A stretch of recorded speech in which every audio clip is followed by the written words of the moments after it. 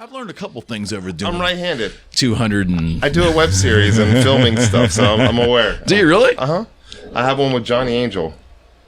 You know what? I did see a bit of that. How did that connection happen? We're just going. Let's go. So how did that happen? So I was on the Ya Jagoff podcast a ton of times. Yeah. That's his daughter.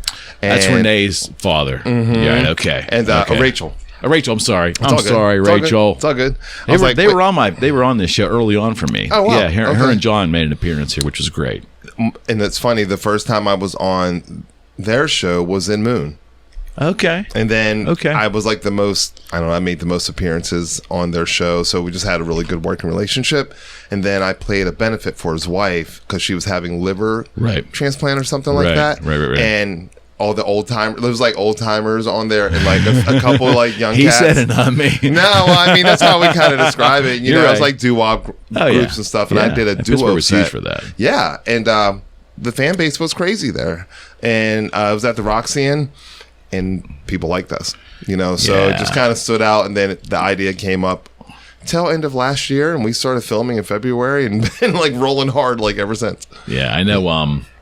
He has what's his kitschy kind of what is his store called? It's Johnny Halo's Ginchy stuff. The word Ginchy messes me up. I'm like, is it kitschy or Ginchy? I'm not really sure. Okay, it's Ginchy, but I had to ask because I wasn't sure. Yeah, it's not, that's a word you don't even mess it up. No, that's some old school stuff. So, but yeah, we filmed there, and I get to meet like people that he worked with that did things. I'm like, wait, you wrote that song, or you were on that record?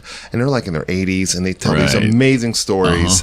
And my background is like from rock. I worked at a rock magazine back in the day here, the Rock and Roll Reporter. Mm-hmm. And so like it's kind of putting me back in that. I used to get that. Right? We used to call it a rag, and it wasn't mean to that's what it was called. It was a rag. It was a music rag, right? Yep. And so it's kind of taking me back to that. And the rocks. Mm-hmm. Yeah.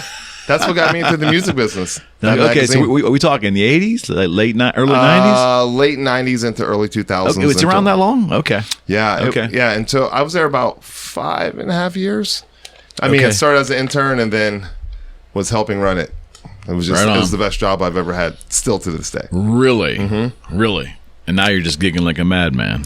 Now I am. You know, like I've never gigged this much before. I've gigged a lot, but not 62 gigs into the year right now.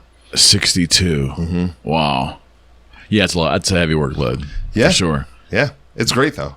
Well, I couldn't be any happier. You're a high energy guy. Your performances are high energy. Thank you. There's no doubt about that. Yeah, I've always said, and it sounds like I'm pandering to the gentleman. I am not, but we put from my 56 years on this planet, loving rock and roll. You can see somebody has it or doesn't, and I don't mean technical proficiency in the guitar. Yeah, that's only half the equation. Yeah. When they get that guitar and they're able to express themselves in a way that resonates with people and they can perform, they either have it or they don't. You can learn. You can hone the craft of that. But there's a weird thing where you're like, that cat got it right there. There's a weird, would you agree? Yeah. Oh, no. Those are the people that hit me the most, and I try to connect to that energy because I always had that insecurity about like not knowing how to read music or someone being technically better. And like I come from like a metal background where everybody's like, and I loved it. Like I wanted to play like I'm like I can't really do that shit. But a lot of it did teach me the discipline of just sitting there going ticka ticka ticka ticka ticka ticka. Like, am I hitting that accurately every time? So there's like fundamentals in my guitar playing that are all metal based. Even if I'm playing like acoustic, it's like it won't sound metal, but it's like no, I learned that skill set from metal, even though I don't particularly shred. Some people are like, oh, you shred. I'm like, I don't know if I really shred, but I've heard some moments of shredding on your stuff. I think it's more what I've listened to so far. I think it's more about like just connecting. I'm more comfortable in my older age with just being able to connect. If I can play something for a 70-year-old lady and she can feel it and like little kids are dancing and I'm just doing what I like to do, that's awesome to me. So it sounds to me like you're describing what I think is reality in music in 2022 is that genres don't matter. No, it used to be a thing. Genres were in my age, it was my aggressive. era. It was aggressive. 100%. My whole upbringing was like I got punished for the genres I liked because it was like there was black music, and then there was like rock music, and then there was like pop music. I remember those decades. Yeah, remember there was like a black music section. You'd be like, wait, what does that mean? Actually, there actually was right? in the record stores. And then you had your crossover, like they got the hood cred, like Queen and like Hall & Oates and Elton John and Tina Marie. Bowie. Those were the people. They were like, yeah, all right, cool. But that was a label thing. You know, they just had it controlled. And I never was like that. My mom had a crazy collection. Yeah. She's who got me into Sabbath. I didn't get me into Sabbath. I was listening to Ozzy before I was listening to Sabbath. We have to get all this. Okay, so all right. Yeah, so I'm just gonna keep rambling now. This is fantastic. This is fantastic. Yeah. And again, there is like we just go here. That's so fine. don't worry about whatever rabbit holes we go down. It's That's totally my whole okay. life. I just go. Then you are sitting in the right room, my friend, for sure. When's the first time that you either picked up a guitar or you knew that music was what you wanted to do? I was maybe 5, and I was listening to Parliament Funkadelic, and it's the album. Well, I was allowed to play my mom's records, and so the records that really stood out were like Heat Wave, Parliament. The one where the record's melting in the fire hydrant. Yep, groove lines on that album, right? And Parliament, where he's coming out of the spaceship and looks all crazy in the back alley, like Bootsy, the glasses with the vinyl, and like you could punch the glasses out. I'm from that era, and right on. I remember I was looking at the insert and I spilled a little bit of orange juice on the insert of my mom's record, and I was like mortified, not because I knew I was going to be in trouble, but because I felt like I damaged like the music, you know. That was my first moment of like, oh, I'm hooked, and I didn't play any instruments, and then I just like listened to everything. I remember, was it Glenn Campbell, Rhinestone Cowboy? Oh, yeah. Barry Manilow, like any song just was like the song. So you couldn't get enough of it then. It didn't matter what it was. So at that young age, you're not really aware of genres anyways. It's just pure a song. Yeah, you know, and radio was kind of like that in a weird way too. It would go from the Spinners to Barry Manilow to Spinners, so good. Yeah, like until you were hearing this kind of like what's changing in music and what was like being kind of controlled by radio. But I just liked whatever it felt or sounded good. So you were kind of like me. I would imagine you could just spin the FM dial for the most part and just land on something you generally would dig. Maybe except country, maybe. And well, I mean, Rhinestone Cowboy is pretty country. Okay. That sounds country as hell. I guess that's 70s country. But it's like, but it was good writing, and it had those elements, you know. Yeah, the songwriting's everything. But even after that, like I remember my mom, you know, my friends are knocking on the door, and I'm like playing my mom's records, and I wouldn't go outside and play football because I was like listening to the SOS band and Dionne Warwick on repeat. I was like 8. I was listening to Dionne Warwick at 8, so I knew I was like messed up for it. I was like, okay, this is gonna be the rest of my life. She's got a great song with the Spinners. Yeah. What is that? It'll come to me later. It'll come to me. So yeah, it was always there. It was always there, but let me ask you this. So obviously you were a music appreciator when you were young, right? You were ingesting it that way. At what point in time did you want to start making music, or did you feel the compulsion to do that? I was probably like, I don't know, 10 or 11 or around that, like 82-ish or something. Okay. And I remember my first instrument was like, you know, you had band. Remember band back in the day? I remember and like well. You would kind of like take out a tuba and like, all right. Sign it out. Yeah, you sign out that instrument. I was like, this thing's cumbersome. You signed out a tuba. A tuba. That was my first. And then I wanted to play drums really badly. But they only give you like a snare drum. So then I'm like, you know, giving you a little like, you know, I'm like, this doesn't feel like music to me. And I just couldn't make the connection. And then someone stole that drum. So then I didn't even get to pursue instruments past that. Then I just dreamed about it. And then by the time I was 15, my mom got me my first guitar. Okay. From Sam Goody's in Baltimore. I lived in Baltimore for a while. Right on. And what was it? A Hondo. I had a Hondo too. A Les Paul copy? No, it's one of those. Because Hondo made every copy of everything. No, it's kind of not Strat. Yeah, it was Strat. It was like Strat. Strat copy. Yeah, one of those. Hondo. Ones, yeah. I don't think I've seen a Hondo Strat copy. Yeah, that was my first little practice amp, and then off to the races from there. Yeah. So you get this amp. You get this guitar. You get this amp. Are you aware of like? It probably was the greatest thing you could ever possibly have gotten, right? Yeah, but you know, in a weird way, I was more into skateboarding. Okay. And so it was like kind of hobby. Worlds colliding. Yeah, it was like kind of hobby-ish because skating was like everything. Right. And then guitar kind of came back around, you know, like a little later, like probably like a good 5-6 years later. Okay. And then there was a point around 21 where I'm like, okay, I'm going to play guitar the rest of my life. I don't care if I'd never had a band. I'd never played with anyone. I think I was around people who could play, and I was like, I wouldn't play in front of them and stuff. And then I started my first band in like 97. I was like a late bloomer. Okay. Yeah. So what was the first kind of music that you played? On guitar? Yeah. What Metal. were you inclined to play? So you Metal. went right to metal. So I'm guessing thrash metal, like Exodus, Metallica, Anthrax riffs, Megadeth, all that stuff. Yeah. Huh. Yeah. That's all my first guitar stuff. Thrash. I wasn't that great at it at first, and then I started. You don't have to be that great at thrash. But then I started understanding rhythm really well, and it taught me a lot about rhythm. Yeah, the aggressiveness of it all. Yeah, it's kind of primal, Very much so. I didn't have a lot of melody yet, but I understood it because of the time changes and stuff like that, and I just would memorize all that really complex, like. Were you? Did you feel more compelled to play lead, or did you really? Were you more curious about? I'm sorry. Were you more compelled to play rhythm, or were you? Were you interested in lead? I was afraid of lead because I just felt like I don't know how to do that, So Any lessons? Lessons? Not really. Like I had a couple in the beginning, and this guy's like, "You're not going to be able to be a rock star." I'm like, "I just want to play guitar," and he's like, "Mary has Little Lamb." I'm like, "I don't understand what's happening." So Not yeah, a like good career path. Yeah, Kid. like 2 lessons, and then everything else was by ear, listening to cassettes, listening to records. Yeah, that's pretty much it. Lots of Headbangers Ball. Oh, Ricky Rackman, right? Mm-hmm. Even before that, it was what's his name, Adam Curry. Oh, yeah, wow, it was. Huh? Yeah. He you could tell he wasn't a metalhead, though. No, he looked real weird in that jacket. I'm like, he's not really. Yeah, he was kind of like the average pop VJ that they needed someone to fill this role. He just happened to have big hair like a metal. You know what I mean? Is that what it was? Yeah. I think so, from a visual perspective, yeah. You did you dig Megadeth?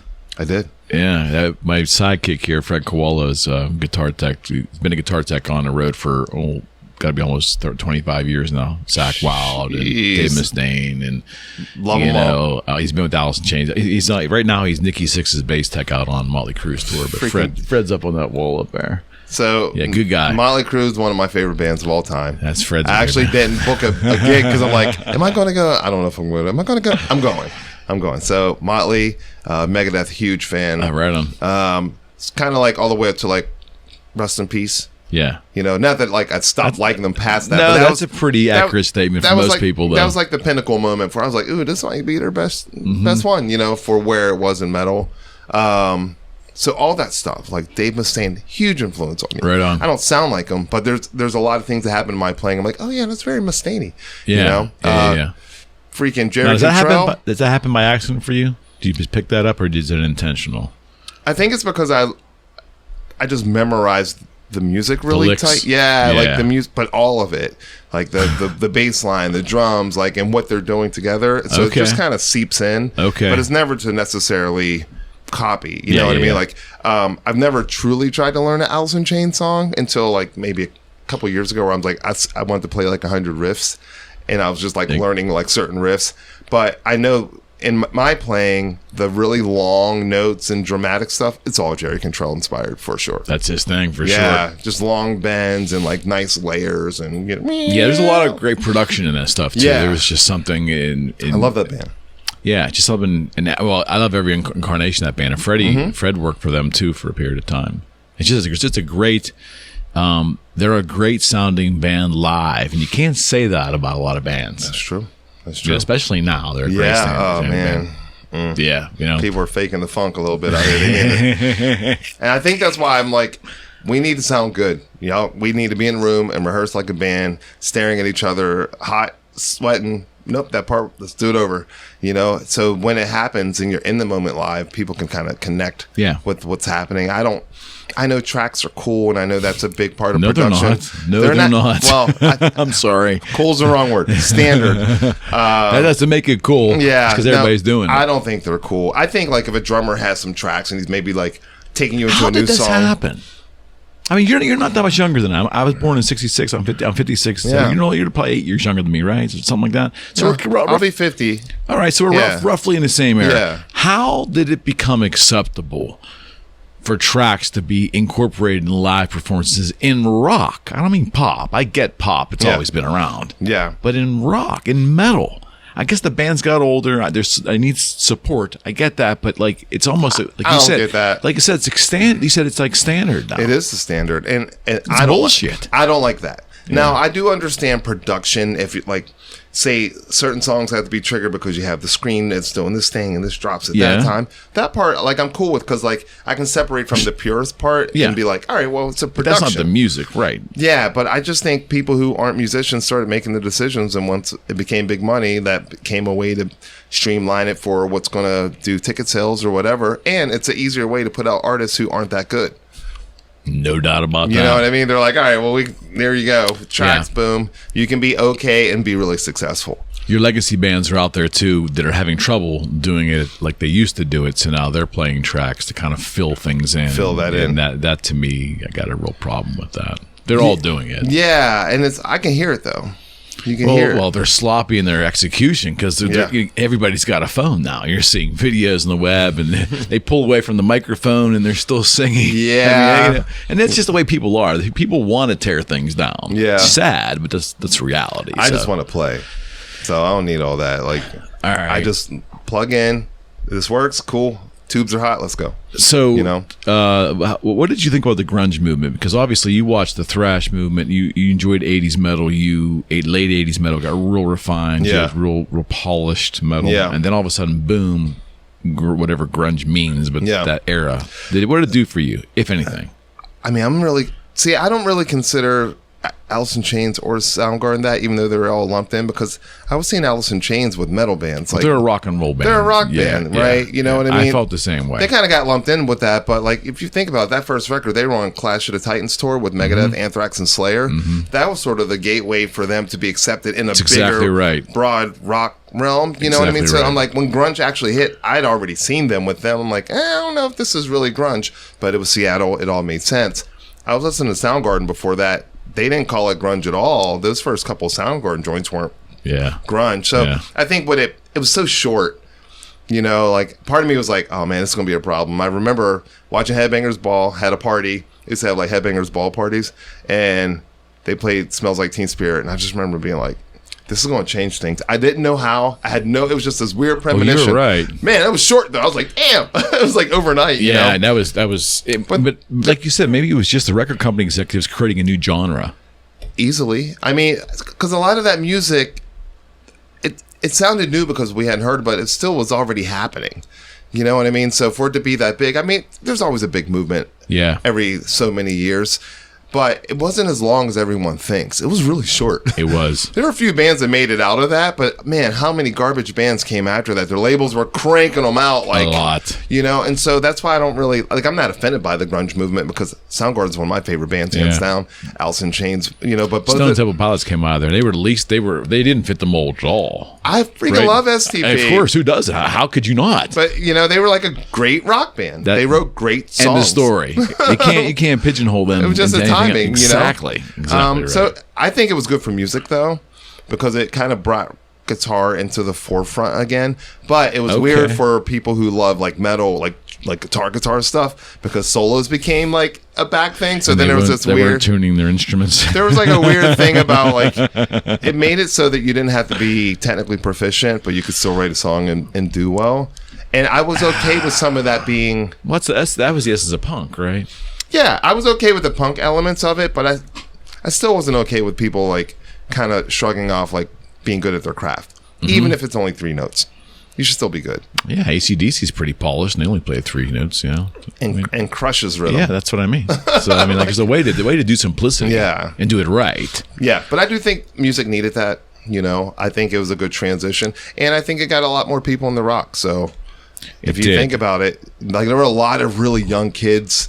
Remember when like Green Day hit and all that stuff? There were a lot of really young rock fans that weren't quite there, which was a good transition into the Marilyn Manson thing. Then it kind of transitioned into the Korn 311, Limp Bizkit era, which then then it turned into like that really weird radio rock, like Nickelback era. Then everyone was singing like Rusty Lane Staley, and I was like, what's happening in rock? You know what I mean? It was like really as he's weird. saying this, I'm thinking about my Guitar World subscriptions as they went along. Yeah. That's pretty much exactly what it was. Yeah. So I mean, I think it was all part of the process, but there were moments where I'm like, none of these guitar players stand out. And it wasn't because of flash, and it wasn't because there were like a few that I was like, oh, I really like what they're doing. But then it got to the point where I like wasn't really following it. Well, things got as a player and even as a music fan. Obviously, a lot of the music I won't say it got dark, but invariably when you down tune, things seem darker. Yeah. And there was a lot of drop D, and lower tunings that were on that stuff, and the fans couldn't understand what that was. It was just different. Yeah. But to me, it was different, but it just got beat to death. It did. I mean, that got beat up more than grunge did. Grunge was like, but that kind of lasted for a while. It did. It did last for a while. And I was like, I don't know. I was like, I think it needed to do what it needed to do. I mean, as long as it got kids interested in playing guitar, it is what it is. It did. I still had a pure side of me that was just like a little like guitar rock and roll snobby about it, but at the same time, I was so open to other things. I just wasn't in that realm anymore anyway. I wasn't even listening to new metal bands. I was just listening to all the older ones that I really enjoyed. And then there'd be a few that would really stand out. I'd be like, yo, Candaria is like the next thing or whatever. Like for what I really want to hear from that heavy sound. That's and that's going to have a limited audience, but it's what you dig. And ultimately in the end, that's all that matters. Yeah. But at that point, I was like, so deep in everything else because of the job at the magazine. Because in the beginning, I had probably had the most cured metal ear there, but he was like, you gotta listen to other stuff, and I listened to like way more than metal. But it was like, I loved my funk, I loved all these things, world music. I mean, there was a point where I was only listening to world music. My boss would like knock on my door and he's like, what the hell are you listening to? I was like, oh, it's like this Tanzanian witchcraft CD. He's like, what? I was like, oh, the rhythms are crazy. I'm just trying to learn new stuff. That's funny you said that. I got turned on to, in the 90s, I got turned on to an artist. I think it was, his last name was Nascimento. He was a vocalist. Nelson Maciamento or something. I think I know who you're talking about. I got turned on to him through like Al Di Meola and some of those folks, and I'm thinking I won't like this. And I listened to this guy sing, and I was just like, for a couple months, I just could not get this CD out of my car. Yeah, I was on so many things, but I was like reviewing. I mean, at that point, I was all in. Yeah, I'm like reviewing CDs. I'm local music editor. Right. I have a band finally. I'm going to clubs. I'm going to like 3-4 shows a week, every genre. I'd see Tori Amos on Monday and be at Pantera on Friday. And it was like, it didn't seem weird.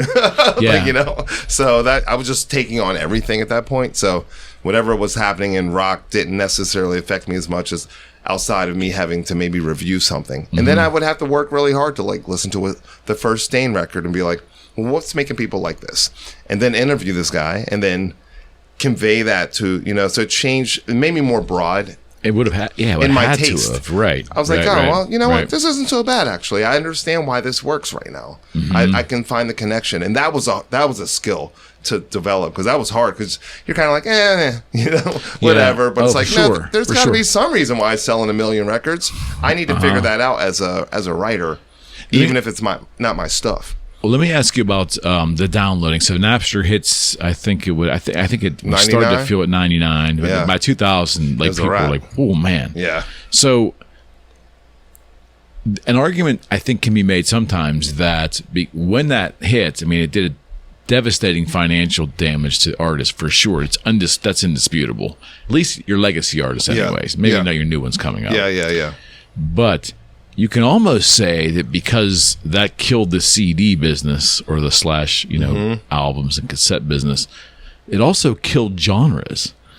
Think about it. Because they were being created by the record companies to sell specific genres in store, walk into retail, right? And then sell that format to a radio station. When all the genres kind of went away, that might have been one of the best things that happened to music. It's like one of the best, worst things, right? Right. I think if you're an exec, it's probably one of the worst things, right? But I think if you're an artist, it also let you know that was the transition of not really needing a gatekeeper. And one of the people that was on that early was Prince, because he was battling the record company and 100%. went through all this stuff. He's one of the first people to actually put music out for free to his fan club, but still made money. 100%. It forced the artist to start to not rely on management and a label and other people. And I think that's what led us to now. So if all that's happening pre-social media, and then now I have to be my own manager, marketing person, intern, but I think it's a good skill to develop, even though it feels like more work. Because then when you go to bring somebody on, because you've grown to a point where you've hit the ceiling, you can't do it anymore. 100%. You know what they're supposed to be doing. 100%. But bands, the old artist way was like, I got some songs, I got a little talent, someone discovered me, find a manager, put out a demo. There was a formula. And everyone else is doing it for you. Right. And right. then you don't think that you need to read the contract, because I got Joe to read the contract, but maybe you should learn to read a contract. Right now, it's like, no, what's that mean? And that's a good thing that I'm happy. Yeah, I think that's one of the benefits that came way, way down the road, that artists were like, oh wait, I don't need them. You know, they need me. Because but the deals were never built for artists in the first place. That's why it was so traumatic. Like you said, legacy artists, they lost some money, but I wasn't mad at Metallica for fighting that. I wasn't either. Because I'm like, these dudes used to eat peanut butter and jelly sandwiches. If I spent $1 million for Bob Rock to produce my record and I got to pay the label back before, I kind of don't want that to go out for free. Yeah. Back then. Yeah. No, I get it. No, I totally get it. There's all those costs that has to be, that have to be recouped, and no one was thinking about that. It just looked like arrogant rock stars. I'm like, but just think about if you only made $1,000 off of what you do, right? It's still relative. So if you lose 3/4 of that, ouch, right? 100%. Now, make 10 million and lose 3/4, super ouch. It's scale, yeah, for sure, for sure. The there's so many ways to go here. It's funny, we can rail against downloading, but everybody was doing it in the beginning. Until I really had some gravity about how damaging it was. It took me a year to figure it out. By 2001, I was kind of figuring out, hey, this is probably not good for the industry. You know what was interesting? Even though I could get music for free, I found that if I didn't pay for it, unless it was a live something or someone gave me something on a trader type thing, I probably wouldn't listen to it anyway. Yeah. To this day, if I downloaded 1,000 songs, I won't listen to them because I didn't hand pick it. My brother's given me a ton of music. I think I've always been that way. Even when bands would give out CDs, I'm like, you're not charging nothing. Not that I don't want a free CD, but I really never listened to the free CDs. Yeah, it was always the ones that it. Yeah, it's like I like the trade of the value in the connection, even if I got something for cheap or whatever. Sure. But it's there's an intentional value to it, and so when people just hand you something, I'm probably not going to listen to it. I have a lot of music to listen to as it is. Right. Because to consume that requires time. And you only have so much time. Yeah, so that's why it never really bothered me from a listening perspective. I'm like, no, I'm still going to Jerry's and buying Matt records and CDs. I still have 8-tracks.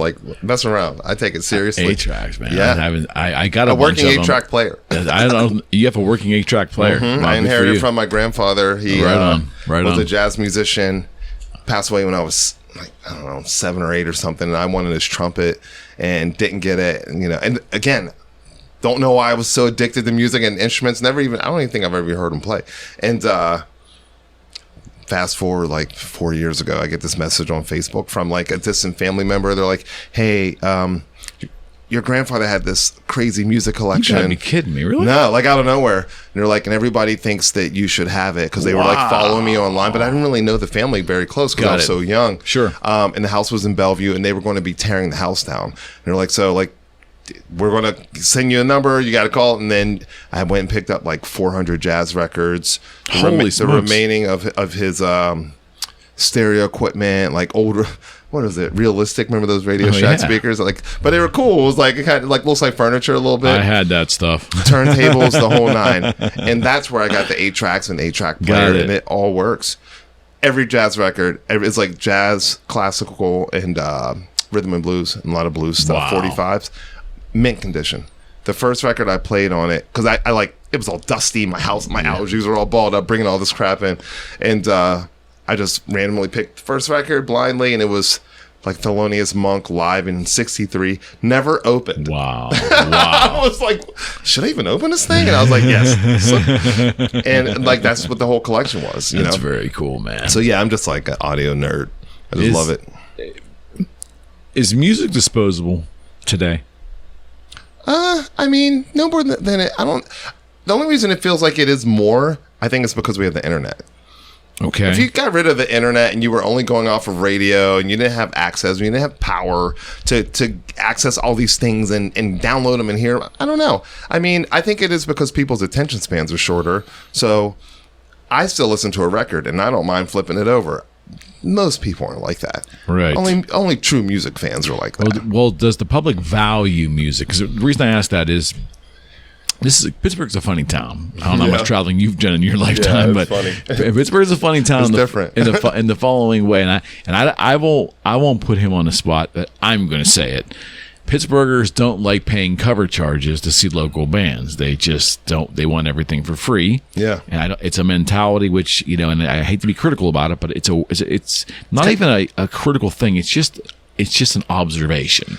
Yeah. And I used to say the guy will go spend $60 on drinks to try to woo his girlfriend, but he won't pay a $5 cover charge. It's because they don't want to pay for something that they don't know they already like. So if you go to see the Penguins or the Pirates, you already know you like them whether they win or lose, right? It's a sports town, so the mentality's been built around that. If you lived in Nashville, it's built around the music thing. So, but you're also able to walk in and just hear everything. All the time. So they value music in a different way, even if it is free. But if a cover charge is everywhere, then you don't think, well, why am I paying $5 to go in there? I think it's just culture. You think? Yeah, I think it's partly culture. Here's the funny thing. I haven't had to play a show where I had to sell tickets in 5 years. Every show I've played has been free except for the Pittsburgh Plays shows where we did like Fleetwood Mac and the Beatles and Tom Petty and stuff. Every other show, and I didn't have to hand sell tickets. I just promoted it. Everything I play is free now. Okay. Which I was thinking about today. I'm like, it's interesting. That wasn't how it was before. No, not at all. And not at all. I make more playing music now than I do at my job. Okay, so it's the ancillary income around it. You don't need ticket sales to do that. I think. Well, for me, I think it's the versatility of the gigs. Okay. Like if you're just trying to like play in the bar and people are playing darts and just drinking beer in the back, I don't know. It is what it is. I've already done that. It's not that I'm above it. I'd do it again. Yeah. But I don't know if that's where the opportunity is for what I'm trying to do musically. Right. What I'm trying to do is get better and be in front of more people. So if I get on a gig that is the cultural trust that has built-in promotion, built-in marketing, 100%. They pay for the flyers. All I have to do is be on my game, send the photo, send the contract back fast, agree to the terms of what they say. You know what I mean? Like, don't put it out before they... All I have to do is that. That is how artists can get out there bigger and more scale. I don't know what their mailing list is. I know it's way bigger than mine. So even if I take a gig that's like a little lower than I normally would, I don't mind if the value is greiter somewhere else. Well, that's big picture thinking. Yeah, I don't play gigs for money at all. Yeah, I get paid, but I don't play them for money. I've never done that. Interesting. Yeah, I don't, and because I don't do that is why I'm able to make so much doing it. Yeah, if I were chasing it, it wouldn't be there. It would run away. 100%. Yeah, it's a weird thing, but it is funny in this town though that it seems like that there's not a lot of people thinking about it. Even in 2022, there's just that mentality. Well, I gigged a lot in 2020, man. I gigged a lot in 2020. Yeah. I think I'm glad to hear that. I think it just depends on how you are going after it and what your goal is. My goal isn't to be like super popular in Pittsburgh. I did that bartending. Like that's not the goal. It's all connected, but it's not like the goal. My goal is not even to be like a superstar or anything. I can see me like getting scooped up on someone's tour and like being their guitar player type of thing. If that opportunity came, I'd totally go for it because I feel like I'm tour ready. Sure. I got the gear. I have the discipline, like all that stuff. You definitely have the energy. And have the energy, but I'm not particularly chasing that either. I was telling my friend, I'm like, I like the idea of like people like Trey Anastasio who like could literally walk down the street and no one knows who he is, and this dude's played Madison Square Garden like 30 times or something, and has a loyal following, plays what he wants, 100%. Is free, can spend time with his family, can do these things, and like higher quality of life, I believe. Yeah, but still doing what he loves. That's what I'm after. That's what I'm going after. You said you play for the connection. The connection of the people. Is it, how can you describe that? Is it something you can describe? It's weird because people say sorry to interrupt you, but people say that they go, well, I play because I want to connect with people in my music, and I believe everybody's genuine. Yeah, but you mentioned you like to play live for the connection there. Yeah, I put myself at risk when I play. Like, Right on. I don't really know what's next, and there's a fear factor in that. So it's like, well, I have to at least keep my chops to the certain degree that if the moment comes, that I can be reactive and involved and kind of let the music take me where it wants to, because I don't have control over that. If you think you do, you're like, Okay, you know what I mean? Let's unpack that a little bit. So you start a tune. You're saying that because most lead players will tell you they could never duplicate the same lead twice. I never identical. did that. Yeah, it's impossible, right? No, I don't even write them. I write them all on the spot. So your leads are all improvised. Mm-hmm. Same with when I go in the studio. Wow. Every time. Every single time. That's to the point where that's my style. Do you know what I mean? Yeah. Okay. Yeah. Okay, that's fascinating. So even the song itself, even the rhythm of the song changes. Oh, yeah. Well, like, I just left the studio before I came here, and we were really trying to dial in the guitars because I'm like, so much of it was new. Okay. That I was like, oh, wow. I was like, those guitars actually sound pretty good. We need to bring them out a little bit more, because it kept sounding new to me, because we rehearsed for like a couple days before that and sped it up a little bit, and the drummer changed the pattern, so then I had to be a little reactive to that, and now we added a singer, so I'm like, well, so everything kind of was, it wasn't, the structure was there, yeah, but like, yeah, we just let it kind of grow, and so it's taken longer to do this one song simply because it's like kind of new to us, but okay. I like that. Like, I listened to it today, I'm like, this sounds like we're in the room just smashing right now. This is exciting. That's the beauty of it, right? Yeah. The process. Yeah, it really is. It's exciting. It's terrifying at the same time. So, but I think that's how you grow. Well, I think what could be terrifying is starting a solo and not always knowing where it's going to end up. It doesn't always. That's the thing. It doesn't always end up. But I think it's not so much about it not working. It's about being seasoned enough to know that it's not working and what to then do after that. Got it. So it's still like in this sort of jazz improv type of thing, but it's not free form. There's still structure, but it's like, I didn't know the drummer was going to start flipping the beat, and now I have a vocalist who, because we do so many duo shows, our gigs are 3 hours long. Right on. It's really hard to try. Like, I had to change how I played to make it not boring, because I'm not trying to just jam up there, and I have a loop pedal, but like, I'm not trying to be like Pink Floyd with my loop game. Yeah, for sure. So we just vibe. So every time we get to a section that would be, let's say there's, you got your verse, you got your chorus, you got your verse, chorus, and then whatever the midsection would be, I always improvise that rhythmically too. So we stop, I like set up a beat with the guitar, and then I kick on the octave pedal, and I improvise the bass line. Okay. And then I loop that, and then I build a solo off of that. And if it's hitting, she's like, ooh, I hear something. And all of a sudden she's singing like, got it, I don't know, Ohio Players. And I'm like, right on. And I'm like, ew. And then that creates another vibe. You know what I mean? And then we just ride off of that. Yeah. And then bring it back. That's very cool. And so it's kind of cool, because that's where it's like for the audience, but it's really for us selfishly first, because we're so in the moment that you're not thinking like, what am I going to play next that they like? I'm like, yo, where are we at? And even in the song, my singer would be like, yo, where the hell are we taking it? I'm like, oh, no, just keep going. And like, we're that honest with it, and people feel like they're a part of it. So I think that's where it comes in, but it's never like intentionally. Why isn't there more of that? Why do you think there's not more of that? Fear. Because it's really transparent, like you really got to kind of trust yourself and put yourself out on the line, because it's not always going to be good. It's not always going to work. Okay. It's, and why don't national artists do that when they go on a big tour? Why is there not more improvisation? Like, I love Rush because of just so many reasons, but even them, it's still like it's pretty structured. It's pretty much a machine. Oh, it's well oiled. Yeah. There's not a lot of space in there. No, there's not.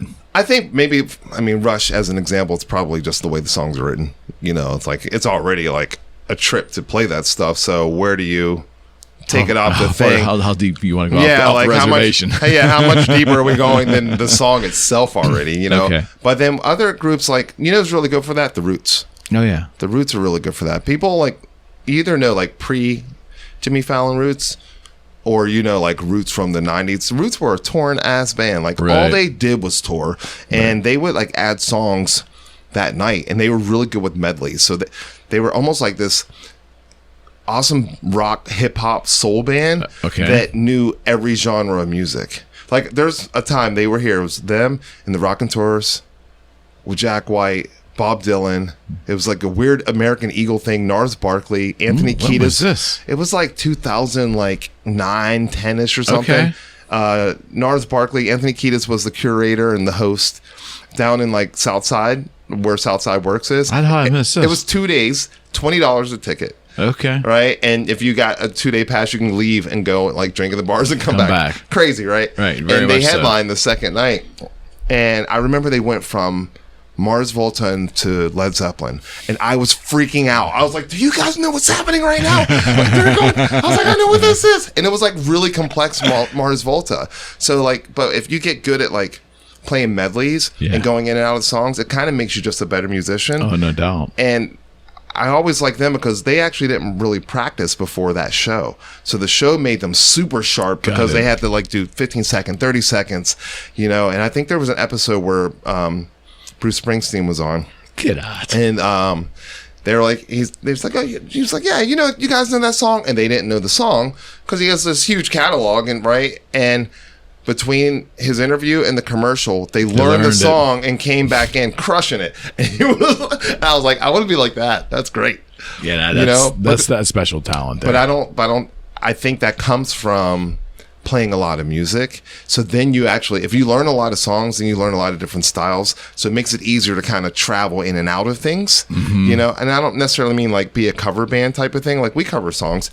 No one books me because of covers. Right. They just book me because of promo and the vibe and whatever I do. And reading the room. I think that's the number one thing. Talk about that. I get more gigs because I can read the room than most of the time these people have no idea what I sound like. So give me an example. I play this gig for this. It's like a private cigar, wine, wealthy guy club thing. Okay. And they'll invite me on these gigs, and I just sit there and play while they're eating dinner or smoking cigars and having big like financial deals being made. And I'm literally in the back playing the whole time for like 4 hours straight. Is it electric?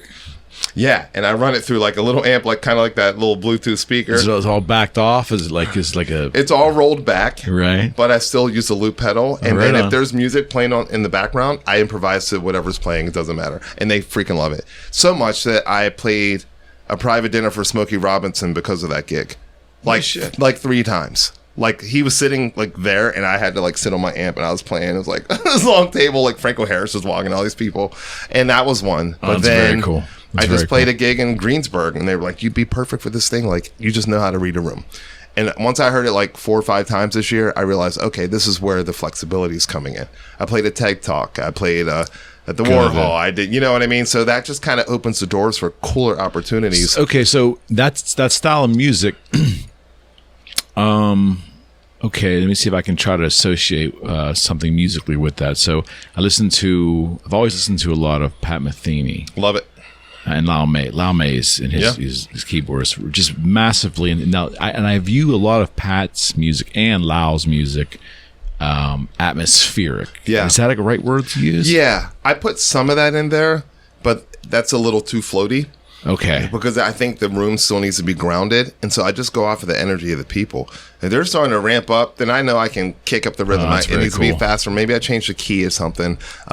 Maybe I kick on the overdrive so that it's looping, and then I kind of rip a little solo and stuff like that. I mean, even my solo gigs, that's kind of how it is. So you can watch a conversation evolve amongst people. I'll play to it. And play to the energy of the conversation. Mm-hmm. Yeah. That's very cool. That's why it's so fun. Yeah. That's why I'm gigging so much. I'm like, full band, duo, solo, what do you need? I'm like, let's do it. Yeah. Okay. Yeah, that's a whole, so, you know, that's not what the average music fan's going to understand. Yeah. You know, that's artist speak there. Yeah, I mean, it's kind of a weird thing, but I feel like it's become sort of my thing, you know? Okay. Guitarists, who do you dig? Who are the? I mean, there's probably quite a few of them. Yeah. But as you were growing up, who were your influences? Your main influences. Early. So I got into just loving rock and roll because of Kiss. That's why I'm having a freak out. So Ace was my dude, but it was never because of music. It was like the spectacle. Because I was so young, like the era, right? And basically, everything was been around the chord of A in the pentatonic shape. I mean, that was pretty much that was Ace. Right? Yeah, you know, but he had all the other things. The theatrics, yeah, for sure. Like I was touched by the whole thing. Yeah, and but it was really a lot of those black funk rocks, artists like Eddie Hazel from Funkadelic, Yeah. and Rick James. Like Rick James guitar licks are crazy. Little Rick over there. Yeah. Rick James, like for real. So all those like kind of Earth, Wind and Fire, didn't know it at the time. Prince, obviously, but then it all kind of wrapped back around when Miles I got Rogers, right? Yeah, like all that kind of chic and that really funk chord stuff, real rhythmic. But again, I didn't play guitar yet or anything. It's just something that was really strong in my ear. Okay. But I remember one of my first little records was I Love Rock and Roll, like the Gap Band, like just all that stuff. But when I really started getting into guitar, it was Randy Rhoads, Ratt, Motley Crue, Warren. Yeah. Oh, yeah. My first interview was with Ratt. That's what got me Warren into DeMartini. Mm-hmm. That's the band that got me into the music industry. Interviewing Ratt. Really? Yeah. Wow. Yeah. Before I was in a band, before I played music live or anything like that. So Randy, talk about Randy for a second. Was it a big influence on you? It was, and it hit me hard because of the tribute record. Yeah. Like obviously I love Sabbath before that, but I didn't love Sabbath as much as I loved Ozzy. And then went backwards and I was of course, like, God. Most did, yeah. Yeah. But then it was recorded so poorly though. Yeah. Did you ever notice that recording is just so bad? It's not that great, right? No. But I still love the records for some reason. Yeah. But then I heard tribute and I was like, wait a minute, what's the separation? And that's when I started to really understand, because there were live albums back in the day. And a lot of times they were better than a regular record. Oftentimes they were. Yeah, like most of the time. So Randy was huge. What made him so different? Like, why do you think people just have this reverence toward him? I think it's because he had other elements. The classical approach, it's like something that was familiar, but not familiar enough because we weren't sitting around listening to classical, but it gave it this like class to it, even though like the shred was crazy, but you're like, have you ever tried to learn this? I'm like, I can't even get my fingers to do that. Exactly right. Because he was the first to mainstream it, because Yngwie plays some extremely difficult things. Yeah. But he doesn't resonate with like Randy does. Yeah. Isn't that interesting? Yeah. And I also think that Randy, Randy still played songs that were like, like I don't know. Things like that. Like things like that. Or no, that was a Suicide Solution. Right? Over the hills. Looked at me and say, I don't know. But I think there was the big rock arena thing. Yeah. But then there was just extra, like, just special thing he had. Just like Eddie had an extra special thing. Like, I'm more hard on Van Halen right now than I was when I was a fan of Van Halen back then. It's almost like I came. You're rediscovering it now. Oh my God! Like I can't deal with it. You're hearing all his nuances. I can't deal with it. It's crazy. Yeah, you're hearing all his nuances. I'm now. like, wait, I don't understand. Wait, how did they do that? And there's the energy thing. There's the energy that's captured, and that's why that first record, man. I know, and that's why Dime's sort of like my guy, because I can point out, like, if we listen to like 3 Pantera records, I'd point out all the Randy and all the Eddie Van Halen influences. Yeah. Little ace throw in there once in a while. Yeah, for sure. But it's like those two really like pop out because he used to cover their songs, but also those were his dudes. Ace was his main. Yeah. Like I have a picture of him and Ace, and he's showing him the tattoo and like his autograph and stuff. But like if you really listen to some of those licks that people like fell in love with Dime for, I'm like, yeah, that's very Eddie. That's more on the Randy side. Not in a copying way. No. There's an energy to it. I'm like, oh, there's that. He captured that because he had that Texas swagger. That's why he was smoking everybody else, because they didn't have that groove. There was something really special going on there. I used to be amazed because those guys partied so. And again, I only had this little tiny window with him at the very end, of the Washburn era and the guitars that we made. But by then, they were with Damage Plan. I didn't go to that show, and he died like 2 days later. Yeah. But they were that was the Damage Plan tour. Mm-hmm. But the Pantera thing had run its course, and there was a big problem with him and Phil and all that nonsense. Yeah. But I don't think it was him and Phil. I think it was maybe his brother and Phil, whatever.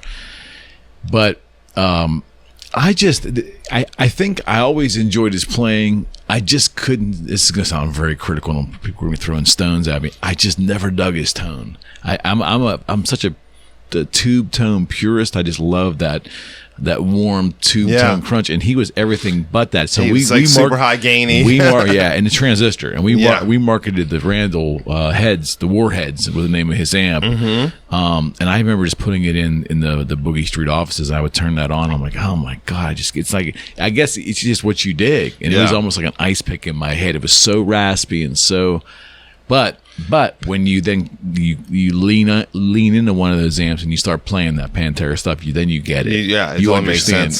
It made sense.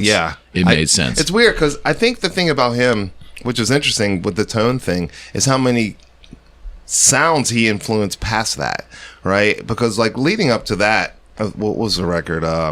Vulgar Display. Metal kind of was going through this weird thing. Like outside of like, I don't consider the Black Album a metal album. It's just a really good rock album. Yeah, but the guitars still sound good. Well, that's the Maces, I think, right? Those guitars just sound crushing. They sound so heavy. And it's all simple. There's all that space in there.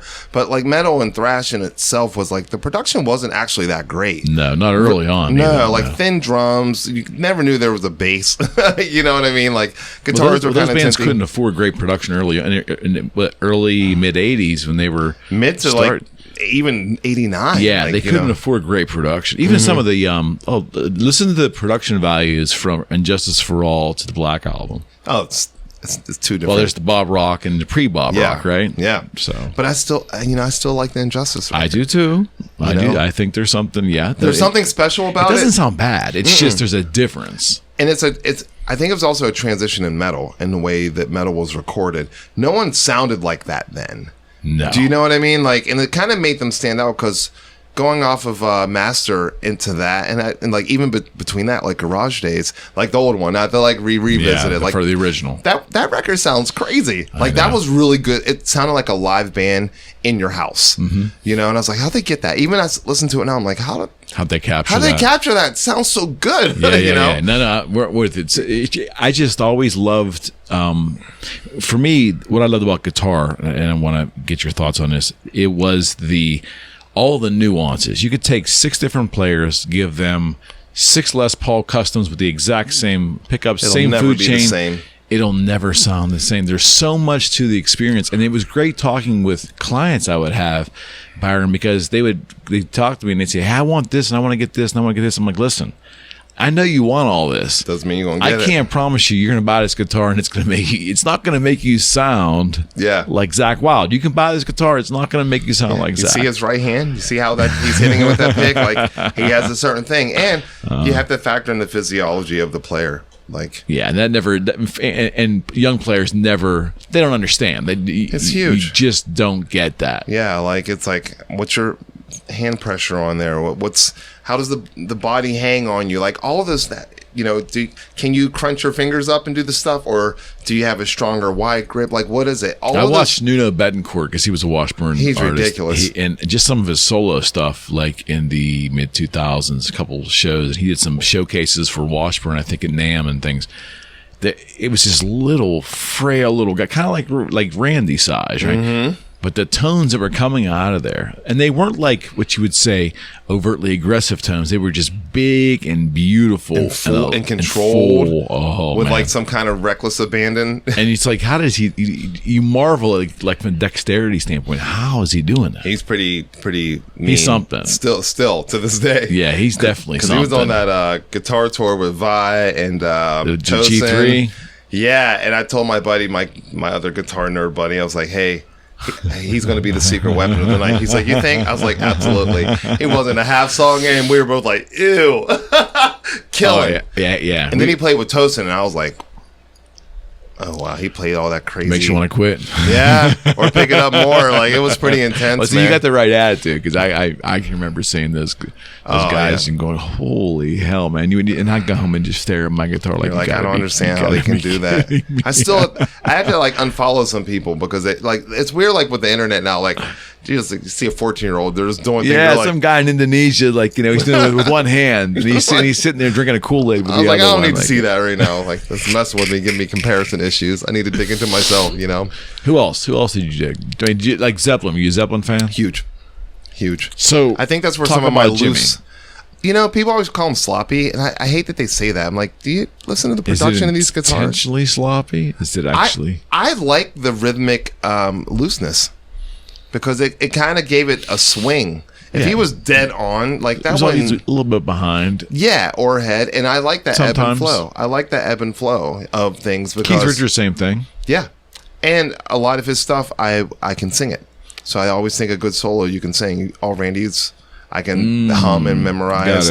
All the Zeppelin ones, I can pretty much hum and memorize. Like, that was always like a determining factor of like someone I thought was pretty cool. Yeah, Page is so. Not this is going to sound ridiculous, but I think Page is underappreciated in the guitar world for the technical proficiency of it. Because I think people look to him as seeing like, well, he wrote it, number one, but also his skill was in the studio. That's what you hear, all the backtracking. There was skill there. That's but there was crazy. Wild skill on that stage playing. And Zeppelin just didn't sound full because it was a 4-piece. Yeah. And it was one guitar. So it was invariably live. The recordings that we do have, it's not a big full sound. I think that's where it's confusing to people. Yeah, because it's so full in the production. Right. But you know what? How many people stand like him on stage? Say no more. Everybody. Yeah, you know what I mean? He kind of had that like rock star swagger, and it was like that was sort of that era of like the sex, drugs, rock and roll that was coming out of the 60s into the 70s. I'm like, I don't know. He was pretty dope to me. I mean, and there's an attitude in his playing. There's a fierceness. It's a controlled fierceness, though. I also like, though, my favorite Zeppelin song is "Since I've Been Loving You." Yeah, it's like a sweet song. That's just one. That one from it's that emotional. Like, that and like No Quarter, like just something about like all those things because of the way the sound and production was. But it's all the crazy acoustic stuff. Mm-hmm. So all the random. You like Zeppelin 3 then? For it's sure. Like there's just something about that because rock and metal's what got me into acoustic. Yeah, all those kind of like classical intros or those breakdowns and stuff like that. I really honed my chops on acoustic before electric. I started with an electric, and then it wasn't working, and then my grandmother got me an acoustic in Albuquerque, and I leaned into that thing. Yeah, man. So I was playing with your finger strength. Yeah, and I was just like, I realized that I wasn't one. I sucked, like pretty bad. It was pretty bad, but like I knew I had an ear, but I just couldn't catch up to where my ear was. So I started buying different things. I remember I bought this B.B. King CD at Jerry's for like $1. Right on. And Thrill's going, and I'm like, where the freak is that note? And that was like frustrating. I did the same thing. It was so frustrating to me. And then I bought like a Sade CD, and I tried to play like bongos with it because I thought I had this great rhythm memorization because of like all the complex stuff, and I couldn't like keep time. And I was like, oh, my timing sucks. I'm bare minimum. You were humbled. Yeah, I was. And so the next instrument I bought was a old school metronome, and then I just lived and died by that thing. And that's why rhythm was more important to me, even to this day. Even though I solo, I only started soloing because I was able to start putting little pieces together. Yeah, and some of it was learning vocal lines of female vocalists. Interesting. That's how it started. Like it was like Tori Amos, Bjork. Oh, right on. Sade, The Sundays, 10,000 Maniacs. In your mind, you got all these different quote unquote genres of music just meshing together. Oh yeah, like I'm everywhere. People, a lot of people are like, oh, I like a lot of things. I'm like, that's cool, but I'm like, I really like a lot of things. Yeah, and that was sort of the thing. It like kind of led me into learning how to memorize things and just adding those together. And then my first band I put together, and we were just out there sucking until we got halfway decent. The most amazing thing about Prince was, and I don't think we really even understood it till maybe close toward the last couple of years of his life, is that he had it figured out so long ago. He had what these bands are starting to figure out now that genres are broken down and all this stuff, and people are looking at things differently. Yeah, he was doing this so long ago. Yeah, like I don't even understand how he was on that level. And people front on his guitar tone. What? I never heard that. No, well, they forget Prince. They forget because he's so Prince. He's the big thing, right? He's all the unbelievable things, guitar player, right? Yeah, like it's effortless with him. It's like what's that? That Rock and Roll Hall of Fame. Yeah. While my guitar gently weeps, and I'm like, there's not a note out of place. I just want to know. This is what I want to know where'd the about guitar that. land? Yeah, where did the guitar go? I was like, wait a minute. And where are they? That had to have been prearranged. It had to have been. And I'm cool 'Cause with there that, had to be but- somebody up there waiting to grab that thing, right? But the people on stage, the other accomplished musicians he was playing with, kind of looked like they didn't know where I that don't think guitar. they knew. I don't think he. It was weird.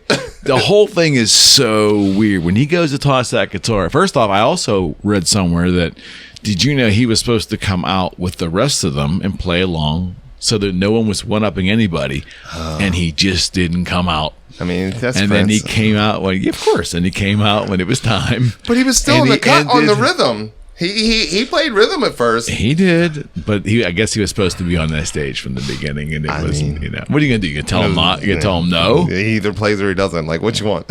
Yeah, I'll take 2 notes of Prince over none.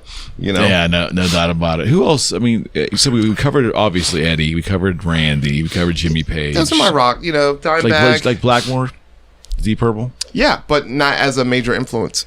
But yes, completely. You're like, how you have people you love and you respect, but they're not the ones. Yeah, they're not the ones. Not the ones. Yeah, like. Dime for sure. A lot of the metal cats, a lot of the duos back in the day. Like Kirk Hammett? Yeah, but it's almost like I prefer him better because he's in that duo category. It's them together. And James, like that working relationship, Iron Maiden, things like that. Whereas like Queensryche, huge freaking Queensryche fan. Yeah. Love the Queens. Saw them on Mancini's Lounge in like 84. Jesus. Something like that. There's so much Queensryche in my playing. I kind of forget, and then I'll listen to like Operation Mindcrime and be like, holy crap. Oh, that was they're an amazing, talented band. Well, I saw them 88 with they opened for Metallica and Justice for All tour. And was that like just when that Silent Lucidity hit? No, that was Operation Mindcrime. Oh, Yeah. This is later. Yeah, because that came out in 91. Oh, that's right. That's right. Operation's like 88. So it was like they did the first leg of the tour, then Metallica came back around. It was the Cult because they had Fire at that time. So but like things like that, those are like the kind of not obvious ones. But then like if I'm getting really like technical, like Django Reinhardt. Mm-hmm. His fingers all fused. Yeah, together. You ever get close up with that? That's really it's really weird horrid looking, man. Mm-hmm. It just at that point it became who became my influences? People who didn't play guitar. They like Miles Davis always said something like listen to other instruments, and so like I started listening to jazz heavy. So then Coltrane became a major freaking influence, even though it wasn't guitar. But I was like, how is he getting that tone? What's up with that phrasing?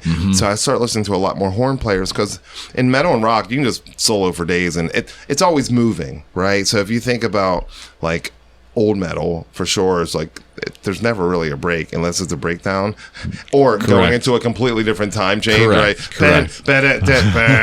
New song. I'm like, wait, it's the same song, But in jazz, they told me, and that's part of why I did the female vocal thing.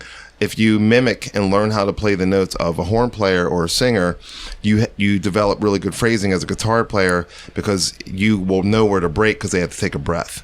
Because you don't have to breathe on guitar, you can just play.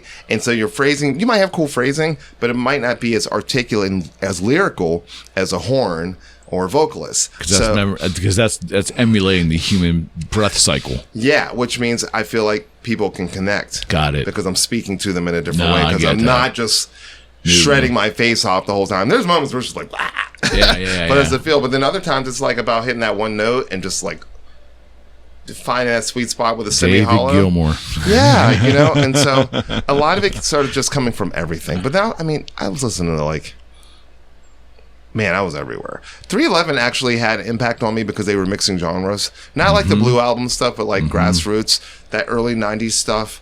I used to like a song they had called Come Original. Was it called Come Original? Yeah, that was a great song. That was a great album. Yeah. I met them on that one, and I gave them a demo, and they listened to it.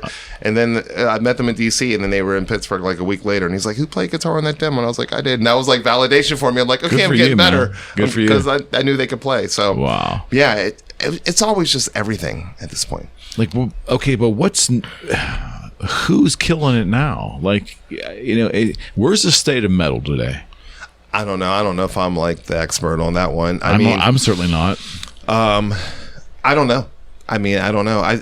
It sounds a little like I still love Slipknot and stuff like that, but I feel like the production style, going back to the tracks and everything, it sounds so like sterile, like too polished. Yeah, I met Pepper Keenan from COC and Down when they were here with Ministry, and it was weird because I was getting merch because I missed COC and I was pissed because I had a gig, and the merch lady was like super nice and kind of like took a liking to me, and so we're talking. And I was like, you know what? Let me get a bandana too. I like Pepper is why I wanted to play Orange amps and stuff, right? Like there's something about Down. It was like Mars Volta. It was like Stevie Wonder and Prince. They all had like Orange amps, and that always like kind of. And now that you play them, what do you think of them? I love them. Okay. I love Orange, but I also rock my Fender. You know, For what I do, it seems to work. And he comes over, and like he's kind of drunk. And we're talking. I'm just he's kind of drunk. I'm like, hey, it's just a pleasure to meet you. You got me in the Orange amps, blah blah blah. And we're like listening to Ministry, and he's not hating or anything. And I just left him alone. And then he comes back over and he kind of hits me on the shoulder. And all of a sudden, I'm like in this deep conversation talking guitars. He's like, "What do you think?" I was like, "I mean, it's cool." He's like, "It sounds too computerized." I'm like, "It does." I was like, "You can't hear the air." He's like, it doesn't sound like amps. And it didn't. Interesting. He wasn't hating. It was just kind of like a guitar player purist thing. Of course. That was a huge moment for me because I felt the same way. That's validation. Like, yeah, and I like that. That you need that air. I know that we can like emulate a lot of that stuff. Yeah. It still doesn't sound nearly as good as a real amp. No. Talk about technology for a second. So sure. Obviously there's tracks being used a lot, Byron. I get all that, but there seems to be a lot more processing, and I thought like in the late 90s there was this really organic kind of like era, like you were seeing more and more like tube amps, you were seeing, and don't get me wrong, there was some electronics for production value, but there really wasn't a lot of over processing of tone. Yeah. Now it seems like that's all out the window, and now we're back to like heavily processed tone. It's a little again. too much for me, to be honest with you. Like some of the stuff, I'm like, ooh, I love how that sounds. And other stuff, I'm like, man, that sounds good, but I'll never listen to that. And I think it's all cyclical too. Okay. I think, remember when the White Stripes came out and all the bands. There's like the Killers, the whatevers. Yes. Remember, part of the reason why that worked, it wasn't just record label stuff. People just wanted to feel something again. Right. And I would agree with that. You know what I mean? The Black, it was the White Stripes. It was the Black Keys. There was so many, the Strokes. So it felt like rock and roll. There was air in the music. And I think people leaned into it. That's why that blew up. And then that kind of rides. And then it kind of went through that weird, like 2007-8 kind of synth pop revolution thing that happened. True. And people are like, oh my God, this group's so good. And I'm like, that's cool. Right? Fall out, boy. Yeah, and it's fine, but I think it's just sort of like where the listener is. Because now, you used to have to listen on a stereo system. You have to make a song. I'm in the studio today. I'm like, we have to make this sound good on your phone. Yeah. I said, dude, the guitars sound terrible on my phone. They sound like all tinty. And the thing is, the guy's not really a guitar guy, so I have to be there and like help him mix. Like, listen, even if I give you reference, you're not going to know what I'm talking about. I totally get that. So I have to be like, yo, you got to cut here. It's too sharp. Like, just make a little warmer and try to warm it up, because some of it I just played direct in. Most of it's amp. Like the whole like main track is amp. I played live, maybe a couple of spots where I touched up, but I wanted to feel like a band. And then any cool like texture stuff, I'm like, let's just plug in for the sake of time and got it cost. But I still want to produce it where it kind of feels warm, So I like the idea of technology for the convenience and speed, right? But I don't want to ever rely on it where if like none of that shit works, I can't play a song. I can't, you know what I mean? No, like, I totally get it. I should be able to walk in a room with my band, put one mic in the middle of the room, and make a killing track, have someone mix and put it out.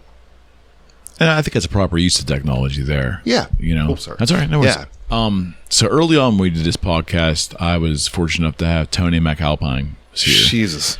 And Shred City. Yeah, so we had him, and Emil Wursler was his second guitar player. He was here, and then their manager was here, and those guys put away some beer. We were here for like 3.5 hours. It was incredible. Yeah, I learned a lot. But one of the things Tony said was that he's not a vintage guitar guy at all. The guitar is nothing but an instrument for him, and he embraces all technology. And the less gear he can take on the road, the less gear he can have involved with the production, the better off it's going to be. I'm not mad at that. Yeah. It was a surprise to me, though. I kind of support both. I think whatever works, as long as it sounds good and it feels good to the artist, I'm cool with that. There's times where I'm like, well, I've sampled my own guitar and it sounds really dope. So if I'm making the track, because I'm going for a sound, right? I'm not going for, I played this part. You know what I mean? Like if I can detach the ego from it, then it doesn't affect me the same way. You know what I mean? So I think it's a great tool to use. I mean, if it existed when I was younger, I'd be 1,000 times better, because think of how fast you learned. Right, as a kid, my nephew just started playing guitar. Well, they can just record a loop and they can sit there and play it for hours until they get it. Maybe 6 months, and he's sending me Allison Chain things that he can play, like clean picking stuff. I'm like, it would have taken me so long to get that. But there's also something I think that's missed in the process of true listening, because if you can go online and say, I mean, it's great that you can learn. I utilize, if I have to learn a song, I just go to YouTube and try to find the best videos, and then I put my own stink on it. But that tool, it should be used, right? Sure. But if I were developing and coming up as a player, there's no way I wouldn't be better, faster with all those options. You got everything's available to you now. Good Lord. I mean, we used to pick the record up and try to find that rewind spot, the tape and try to find that spot. You're good when you can rewind to the boom boom. That's old school. There was a skill to that. Like, you had to really know how to work that gear. School, man. But I like that tactile. I'll never lose that. So I use Logic and everything. Yeah. But right before I got into recording, I bought my first recorder was a Tascam like tape machine. Oh, right on. 90s. And I was like, oh my God. A 4-track. Yeah, this is how I can hear 2 guitar things. Like, oh my God, this is amazing. You think you're like the best guitar player ever. Like, no, not really. It's just 2 tracks playing at once. But then I got the Boss 1600. It was right before everything went to laptop and programs. So there was that's how I learned to record. Got it. Very tactile. You like the board. I need to know that, like, there it is. I can With the feel. I can feel the frequency by volume. So if I can get a flat rate. Oh, I totally get it. Mix there, then I started taking those files, bouncing them, putting them in Logic, and just giving it that little extra sheen. But it took a long time for me to understand. Like, it just didn't feel. I couldn't connect. I was like, I feel like I'm looking at dots. Got it. Do you know what I mean? Yeah. But if you can mix the two and make it work. Now, I have a lot of people who are really sophisticated producers, and I'll play them like little sample drums and stuff, and they always ask me where I get my drums from. But I recorded them live. They think they're from like sample packs, because the way because I record them like in that tactile way. Then I bounce the files over and I put that little extra thing. And it's like almost like a hip hop track drum where it's tight and like modern, but it feels like they sampled like a James Brown record. Oh, right on. Yeah, and it's just miking and playing off of the room. So I always keep that organic element there, even if I'm using technology. All right, right turn. Yeah. You are a fitness trainer, am I right? Yeah. You have your own business. So how did this happen? How did this happen, partner? Was this a decision you did before COVID, right? It was right before. So I've been doing CrossFit. How'd you get involved in CrossFit? By accident, like everybody says that. partly some girl that I was involved with, and she tried it, and she's like, "You should come to this thing." And I was like, "I don't know, it looks kind of." I was like, "What is it?" And then they were giving out like discounts in my neighborhood where I was working. Okay. At the bar that I worked at, because I bartended at Harris Grill for like 11 years, and me and a couple buddies were like, "Hey, you want to go?" And I was like, "Yeah, I'll try. Will you guys go?" Because I was crazy enough to do it, even if I worked till 4 a.m. And they're like, "All right, we'll go Saturday. There's like a free drop-in." And we all made a pact to go. All worked, closed the bar. I'm the only one who showed up. And then I walked in. Yeah. Of course. And they're like, "Hey, can we help you?" I'm like, "Oh, I'm just looking for my friends." Like, and they're like, "Oh, okay." I'm like, "All right, I'll just leave." They're like, "Come on in." I'm like, "Oh no." Before I knew it, I was in like workout hell, and then I went a couple more times just to try it out. And I remember this lady, she's probably in her 60s. She's just smoking these pull-ups. And I was like, I was in what visibly looked like good shape. I wasn't out of shape to look at me. I was active, never was a gym dude, never hated the culture. Right. Like, it just reminded me of high school, like all those things, And then I started going. And then I was like, oh, this is like, I got to commit to this. It's too hard to half-ass it. It's like way too hard to just like kind of show up. You know, you're going to pay for that. And that's how I got into it. Okay. And then years later, like it's a couple of years in, the coaches are like, hey, we don't want to lose you. You know, people are motivated by you because you like work till 4 a.m. You still show up at 8, and they're like, what the hell? And so we want to give you a key. And I was like, I don't want a key. That's okay. And they're like, we want to waive your fee. And I'm like, I don't want you to do that either. I'll pay. It's fine. But I think it was just the energy of not giving up and still pushing yourself. 100%. And that sort of started the relationship with them. And then down the road, they do trainings there because they're one of the older. They were like the 51st CrossFit gym in the world or something. So they're old school. Okay. Like they've been in the game. And normally they'll do trainings for coaches, like seminars, like every, I don't know, 2 or 3 times a year. It's from headquarters. People pay a lot of money. It's like $1,000 for the weekend. Right. And Right. we're not allowed to be there when that happens. So I was like, hey, are you guys doing your thing this weekend? She's like, yeah, why do you want to coach? I was like, no, I just don't want to show up and be like, as a member, like, you know, she's like, oh, you should coach. I think you'd be great. I'm like, no way. And she's like texting her husband, like, no, this is great. I'm like, no. I don't want to do that. And so I ended up taking a seminar because of them in 2019. And then it just was a confidence booster that I passed the test. Sure. But I didn't even start coaching after that. Like, I had friends who I was like, hey, I want to train with you. I'm like, I'm not really qualified for that. So I'd have people come over and like work out and stuff, but I wasn't their coach or anything. And then I was bartending and I was kind of just getting tired of it. It was burning me out. I did it for a long time. I was successful in it, but I was like, eh. And someone asked me what else I did, or like, how are you in such good shape? And I was just like, oh, I do CrossFit and like, I'm a trainer. I just claimed the identity of it. And she's like, oh, and then she became my first client. And then she was a hairdresser. Right on. And hairdressing is very much so like the music industry, which is very much so like the service industry. It's all people connected. And she was getting in shape, and people were like, girl, your legs look good as hell. What you doing? And she's like, oh, I'm training with this dude, Byron. And then before I knew it, I had like 6 clients. And I was making equal money to bartending in a shorter amount of time. And I was like, what the hell? Yeah. And then it was like really ramping up, and then COVID hit. And then I lost everybody. And then nobody wanted to be around anybody because you couldn't. Sure. And I didn't know what I was going to do. So I was like still bartending in 2020. And then I got COVID at the end of the year and got laid off. 20. Yeah, and got laid off. Like I had like a Sheets commercial coming up. I had these gigs coming up. And then I got laid off via text, and I was so mad that they didn't just call me and like, hey, you know, there's a second shutdown. We probably don't need you right now. But they were like afraid of confrontation, so they like laid me off, and that like I felt so disrespected. Sure. I was like, I just don't want to be in any situation with a job that doesn't value what I put into it. Because if you need me to work early, you call me. If you need me to pick up a shift, you call me. You're going to like, I'm unemployed. You're not going to call me. And then I was like mad at myself, but I was mad at them. And then I realized that's my fault for being in a situation that would even allow that. So I'm kind of like ass out, and I'm really into personal development stuff. And I'm like listening to like podcasts, super heavy. Right on. Like not watching TV, only reading books and listening to podcasts on personal development. We're going to come back to that. And this lady, Marie Forleo, who's really big in that space. Yeah. She's like Tony Robbins, Oprah level type stuff. She has a thing called B School. And there was a scholarship, and I applied for it, and I got it. And it was a 6-week thing, business. Yeah. I didn't play guitar for 6 weeks. I only went to the gym. I only did B School.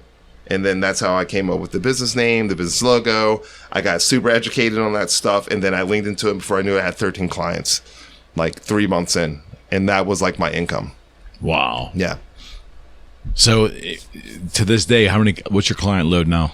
It's actually lower because the quality's higher, and not people-wise, but price-wise. Because originally I started off by giving service industry people, because those were my people, right? Absolutely. Giving them a huge discount because I knew it was hard for them to. One, they were hit the hardest, right? Certainly. And that's their social life. So to lose that, there was a lot of depression, a lot of extra drinking, people falling out of shape. So the people that like knew me, they knew that even through all me bartending and stuff, I still stayed in pretty good shape. Sure. They started to become my clients. Got it. And then the word just spread because that's what the industry does. It's it was like more powerful than the internet. So I had like a lot of full time and then or full price and then like discounted people for sure. And then that was what kind of got me off the ground. But then there was a point where I'm like, am I trading time for money again? Damn it. Like, how do I scale? What do I need to do? And then that's where the life coaching stuff started to come into play too, because it's kind of like all one and the same. Sure it is. You can kick somebody's butt in the gym all day, make them do thrusters and squats, but what's going to make you want to get up and do that? Yeah, what's going to make you want to care about yourself enough to go through that to do it? What's going to bring you back? You know, and like, how do I create value so there's an investment that is worth it for them, but also worth it for me? Because I can fill my schedule up like that. Sure, you know, absolutely. So, but then the deeper I got into it, and I kept going deeper into books and everything. I realized like there is something to give to help people find out who they are. So I started like trying to hone the skill on finding their weaknesses, finding their strengths, and playing into that. So if someone's like just absolutely dying in a workout, but they probably got about 10% left in them, but they don't think they have anything, I need to figure out a way to encourage them to push that extra 10%. Got it. Especially if I only see them once a week. Because twice a week you can make some development. Oh, sure. Once a week, it depends on what you're doing when you're not with me. And I can tell, like, hey, if you had wine last night, these burpees are going to suck 10 times more. That's a choice. You knew what you were getting into before you showed up. So, you also were doing some work for Helltown Brewery, right? I'm their creative director. So you're doing that as well, too. So you have that, you're gigging, Yes. and you're training. Yeah. And when do you find time to sleep? At night. Here's the thing. Listen, I used to go to work at 8 p.m. and work till 5 in the morning. And then I get up at 8 and I go to the gym and then I do it all over again. I do 19-hour days all the time. Now, because I figured out how to work smarter and condense everything, I don't have to do that. I get up earlier. I don't stay up later. Got it. Yeah. And it's focused time. It's, if I say, hey, I have to get this freaking mail these t-shirts. For sure. That's the only thing I need to do. For sure. I write a to-do list every night. I get up at 4. I do the same thing. It's like, you have your routine. Yeah, and if I get a little off on it, I'm forgiving, but like I'm not allowed to get 3 days off. Got it. So if I miss Wim Hof for 3 days, like Wim Hof breathing, I have to stop and fix that. But I don't normally miss my cold showers. Like I usually hit that every day. What pods have you found enjoyable? Any regular podcasts you've been found enjoyable? Secret of Success, Science of Success. I like Dean Graziosi, Tom Billio. I don't know how you say that. Yeah. All of those cats. They're all kind of intertwined. Okay. So they all start guesting on each other's shows. Yeah, and then that's where you find out about the books. You know what I mean? And it's just.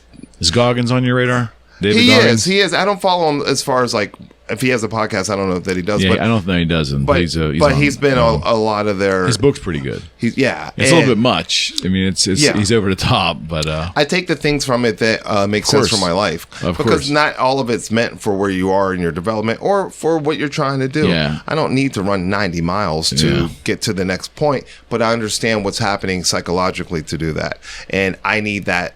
I need some of that in my world. So then I just combine it with a little bit of what I need to do and what someone else is saying. Because you can listen to the same podcast 6 months apart and they're going to hit you different. Just like reading the same book over, right? No question about it. So it's sort of just COVID for me was a blessing in disguise simply because it made me rest.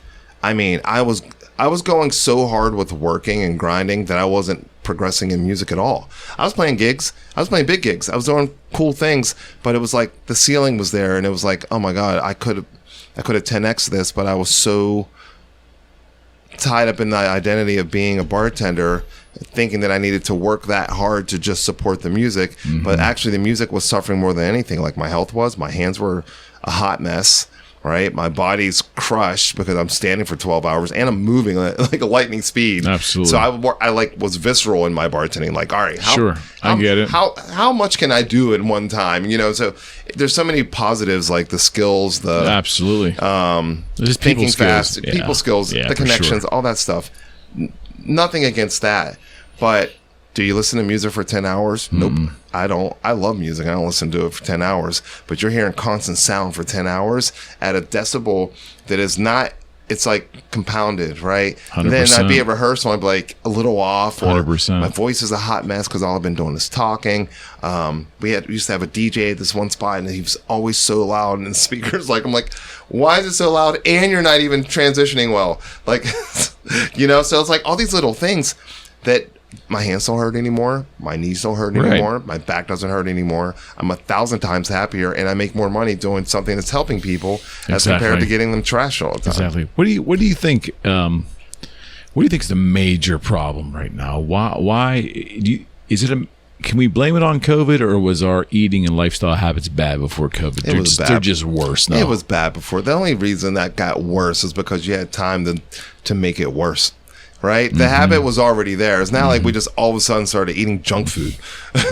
Exactly. We didn't just all of a sudden start spending money on Amazon. Right. We just started spending more money. Right. I think, I watched a ton of TV. Now, I think at first I was sort of where everybody was. It was sort of like, wait, you mean I can die if I leave? Like, wait, they shut down Vegas. That's when I knew it was serious. When it was the NBA finals or college finals or something, and it was like, I was like, okay, this is real. Vegas will never let the money get messed up unless it was real, you know. And that was sort of the determining thing. So I did watch the news, but I didn't watch like local news. I watched the news to just kind of keep an eye on what's going on because of the stages we were in and stuff. Right.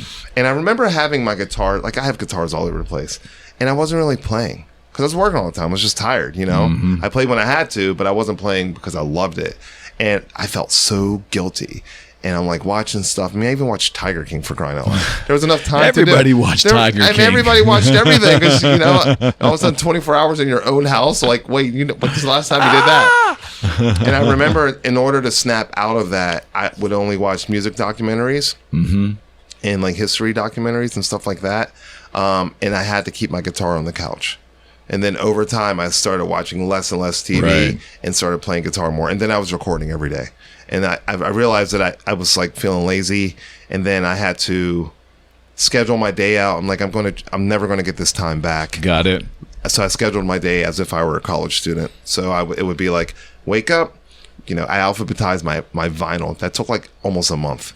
Right. So that would be a portion of the day. It wasn't the whole day. But it was productive. Yeah. Put all of these this paper away that's just been there because you work start on Tuesday and end on Wednesday. It's going to mess your personal life up a bit. You know, you forget to pay bills, but it's not even because you don't have the money. You literally just exhausted. Do you know what I mean? Like certain things were falling through the cracks. 100%. And I'm actually not that type of person to let that happen, but it was happening. And I knew it was because of the life I was living in the bartending world. I was like already trying to wean from it. So it was a good opportunity to do that. So I started going on walks every day. Yeah, right on. Every single day. Right on. And then I would do like webinars and podcasts. Steve I would have a thing for 2 hours. I would schedule it 12 to 2, Steve I. And then after that, take a break. And then after this, do this. And every day was super full. And I'm like, oh my God, I was starting to make progress. It's called being productive. It was great. I was like, oh, let me fix my credit. And I just took classes on how do you fix your credit and how do you do this? And just the things that I just didn't have the time for. Because clean things up. Yeah. I needed to get my personal on. It was just a hot mess. So yeah, I got a similar story. I did 2020 was productive for me. Yeah. I got my weight where I wanted it to be. Got my health back, got my eating plan together, quit drinking alcohol. I mean, all the things that I kind of wanted to do anyways. Yeah. It kind of, you know, what just did it at one time. And then I came out of the pandemic with a new, like, life looked different. I'm literally not the same person. You know? Yeah. And, you know, it's funny because last year in April, I had no gigs booked. Right? Wow. Like, I think I played maybe like one or two of those wine gigs I was talking about. Yeah. And they were small private parties and wearing masks and stuff. But I asked my drummer, hey, will you play this duo thing? There's this like place in Coriopolis, The Vault. They want us to be on this gig.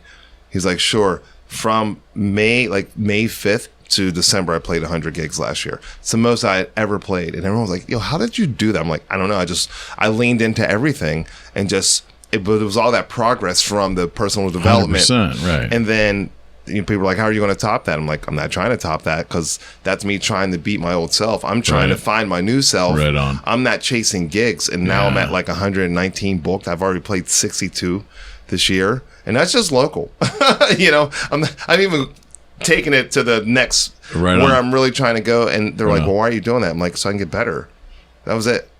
Yeah. It's just so I can get better. I Yeah. couldn't have done that before if I didn't have the clarity from not being in the bar game. And now, even if I'm at a bar or I'm at a restaurant, I can see, I'm like, fuck, I'd probably still be doing that shit. Yeah, I get it. No, I totally Because get it was it. a job, and I totally made good money. I was like, I don't know where to make more money doing something with the flexibility that it provided for music. Sure. You know, Based on the hours, yeah. Mm-hmm. Yeah, 100%. I mean, because if I didn't work until 6 or 8, I didn't waste my day. I didn't sleep in like my friends. I was always an anomaly. Like, Right. I either worked somewhere else or I'd like crushed on music all day. Yeah. Music biz, whatever. You're getting the most out of that day. Yeah, and then I'd take a break, take a little nap, and then I'd go to work and make some money. Now I just wake up and make money.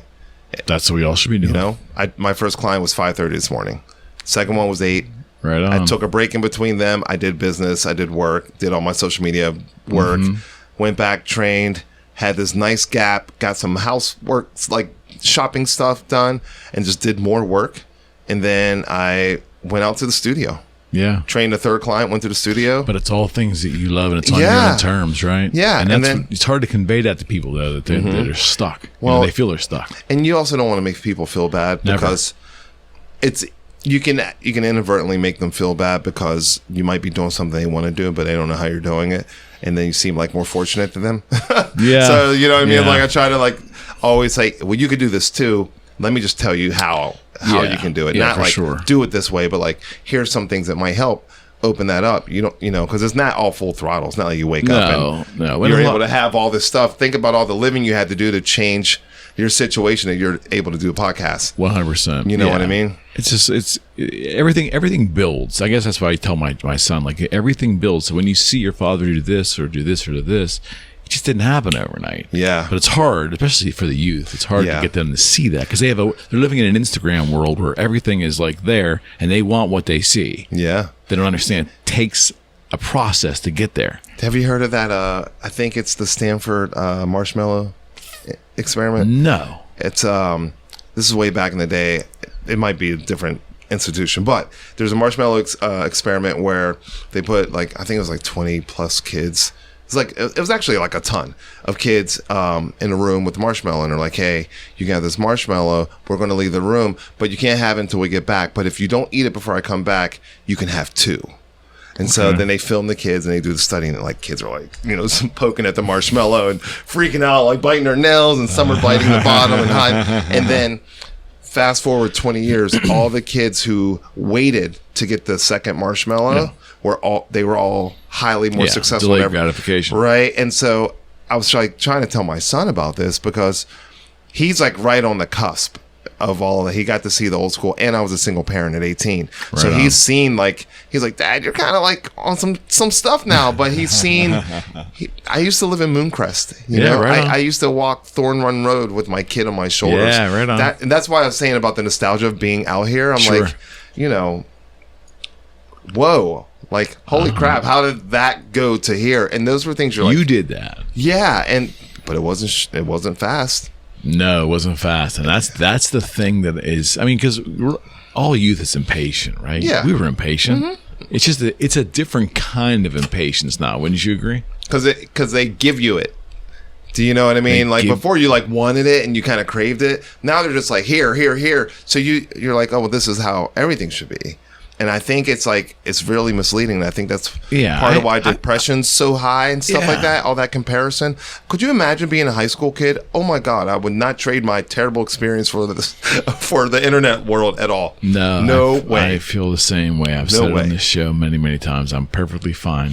Yeah. Do you ever think about the era? But like I view my life now kind of ridiculous. But when I look back, Byron, I think, what record was I listening to? Pre-internet. I go back to 95. 95 is my year. 95, 96 is when the internet started to get mainstream. So there's pre-95 and post-95. Right? And the worlds were totally different. I mean, totally different. That's part of why I ended up with the generation where I was like right on the cusp, right? So when I was coming, I went to CCAC for art and graphic design. So right as I was coming out, we were getting computers. Yep. And so like I caught computers right on my last semester. And then when I got to the Rock and Roll Reporter for art internship, all the other cats are 21. I'm like 27. Got it. Right? 26, 27 or something. Yeah, about 27. And they're so much faster, and I don't know how to use it. And I'm feeling like really archaic, and I'm like, I'm not even old. Like, what's going on, you know? But you adapted. I adapted. I did learn. It took me a little longer. I just needed to be taught. I was just like, just teach me and I'll do something. And then I'll just work like a dog till I get it. Right. But what the game changer was, my boss came in, and at this point, Ratt's like on there, kind of, it's like way past the day, right? And he's like, does anybody know anything about like the 80s hair band Ratt? And I'm like, I have like a fuck racism t-shirt by Fishbone on. Oh yeah. I got my little Rasta hat. I saw Fishbone. I love Fishbone, right? Yeah.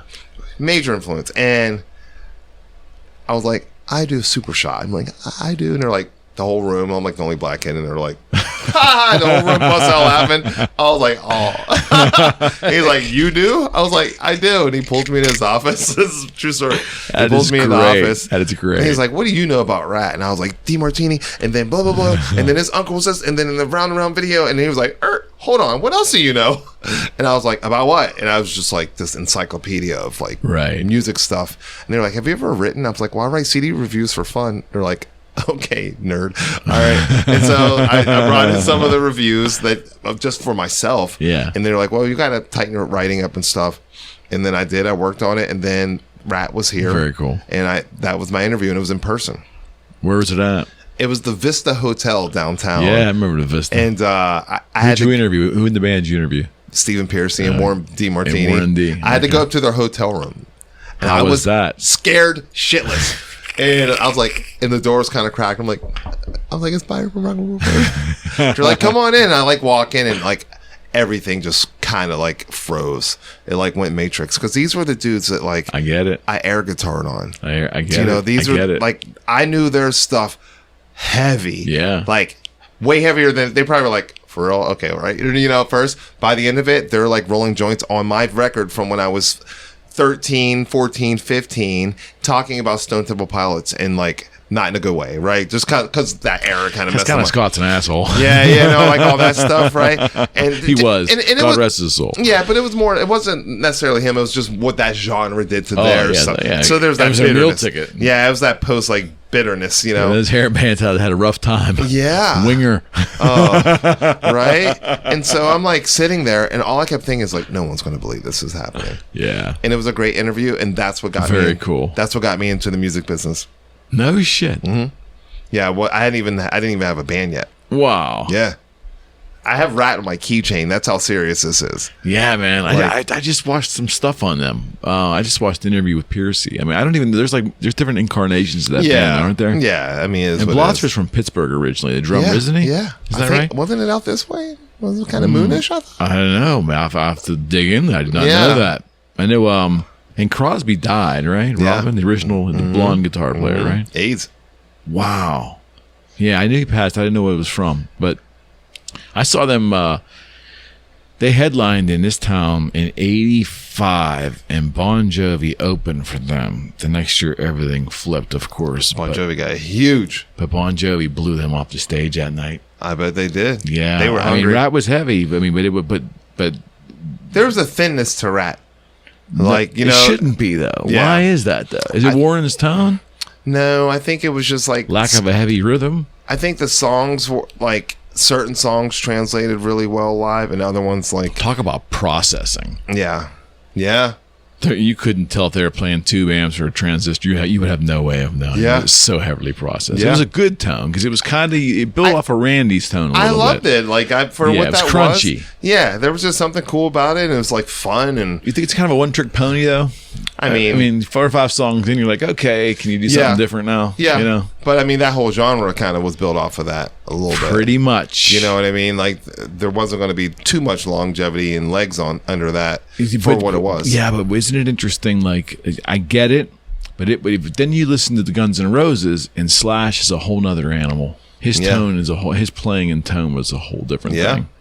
Well, he took you back to like he added blues without like It wasn't like he was just adding blues It was licks. almost like Joe Perry in the 70s. He was kind of like a Joe. He was like the next version, but a dirtier back alley Joe Perry. Right. You know, and he could shred. But he could play melodic. So they had the songs. Ratt didn't have the same. They didn't have the songs like Guns N' Roses did. Listen to Appetite. Every song's good. I had a chance to befriend Tom Zutaut. Tom was an A&R guy with Geffen originally. I think he signed Guns N' Roses and Motley and a couple others.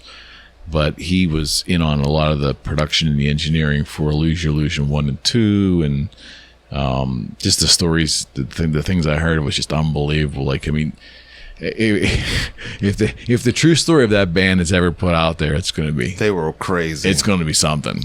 I mean, it's going to be something. They were pretty crazy. yeah. I mean, yeah, and they're even crazier. You look at him now; it's like Axl looks like a completely different person. I don't know what he did to his face. I don't know what's going on there.